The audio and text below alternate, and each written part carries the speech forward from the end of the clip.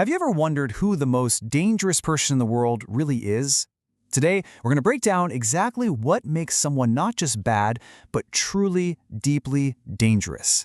So, who is this person? You're probably picturing some kind of supervillain, right? Or maybe a famous dictator from the history books. But what if I told you the reality is, well, it's a lot closer than you think? The key thing to understand is that they are completely obsessed with power and money. But the really chilling part? They could be right in front of you. Yeah, they're surprisingly common, often hiding in plain sight, on your social media feed, in your office, maybe even in your own community. Okay, to really get a handle on just how destructive this personality type can be, we have to look at the ultimate example. Take a look at this number, 50 million.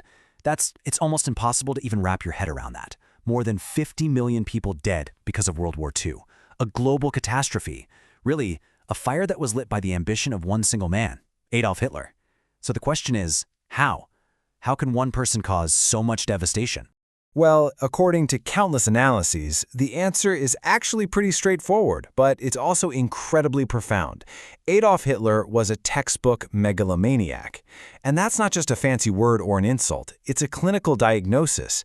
It's the key that unlocks why he did what he did. So, that leads us to the big question, right? What exactly is megalomania? It's a word that gets thrown around a lot, but its actual meaning is super specific and really important to understand. Okay, let's break this down. The word itself tells you everything you need to know. It comes from two Greek words, megas, which means great, and mania, which means, you guessed it, madness. So we're talking about great madness. And this is absolutely crucial. This isn't just someone with big dreams or a lot of ambition. No, this is a delusional state, an obsessive fantasy about power and greatness that has totally lost touch with reality. And that's where a lot of people get it wrong. It's so easy to look at this and just think, oh, that's just extreme ambition. But it's not. There is a huge fundamental difference between the two. Think about it like this. Healthy ambition is what drives you to be better, right? To achieve your goals, but to do it with integrity. You can see other people succeed and actually be happy for them, maybe even get inspired. A megalomaniac? Completely different ballgame.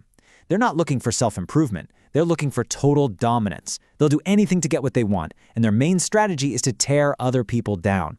That's the key takeaway here. Ambition builds you up. Megalomania needs to tear others down to get ahead. All right, so now we know what it is and what it isn't. The next logical step is, how do you actually spot a megalomaniac out in the wild? Well, there are 5 major red flags you need to watch out for. Let's run through the checklist. First up, a total lack of empathy. To them, other people are just pawns in their game. They'll hurt anyone to get what they want. Second, they are constantly belittling people. It's how they make themselves feel big. Third, they've got what you might call a God syndrome. They genuinely believe they are special and better than everyone else. And that leads right into number 4. They crave constant admiration. It's like a drug for them. They need praise and validation from followers to survive. And finally, number 5. Intense, all-consuming jealousy. They literally cannot stand to see other people succeed because it feels like a personal attack on them.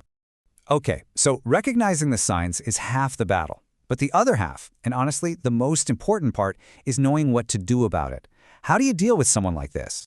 Luckily, the playbook for protecting yourself is pretty simple, but it's super effective. Step 1, keep your distance. Seriously. On social media, that means unfollow, block, do not watch. In real life, just avoid them, don't engage. Step 2, do not give them what they want, which is validation.